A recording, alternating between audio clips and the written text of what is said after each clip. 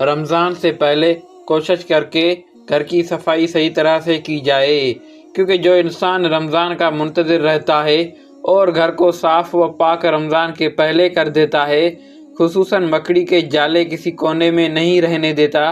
تو خوشحالی بانٹنے والے فرشتے اس کے گھر میں مقیم رہتے ہیں، اور یوں رمضان میں وہ گھر اللہ کی پناہ میں رہتا ہے، کیونکہ جس گھر میں رمضان سے پہلے جالے موجود ہوتے ہیں، جو گھر صاف نہیں ہوتا، پاک نہیں ہوتا، تو برکت بانٹنے والے فرشتے اس گھر سے اپنا رخ پھیر لیتے ہیں۔ اے لوگو، کوشش کر کے رمضان سے پہلے اللہ کی عبادت کیا کرو، خصوصاً سورہ رحمان اور سورہ یاسین کا ورد کیا کرو، کیونکہ یہ ایک ایسا عمل ہے جو تمہاری دعاؤں کو پرواز دے گا اور تمام مصیبتوں سے اللہ کی پناہ میں رکھے گا۔ جب شعبان ختم ہونے والا ہو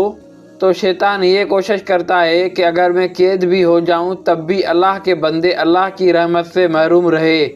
تو اس لیے وہ کوشش کرتا ہے کہ گھر کے کونوں میں مکڑی کے جالے اور بڑھ جائے اور انسان ان جالوں کو نہ دیکھے، تاکہ ان کی عبادتوں اور دعاؤں میں خلل پیدا ہو۔ شعبان کی آخری رات اپنے گھر کے کونوں کو غور سے دیکھا کرو اور صفائی کیا کرو، اور ایک بھی مکڑی کے جالے کو گھر میں باقی نہ رہنے دو، تاکہ تمہارے گھر میں خوشیاں قائم ہو جائے۔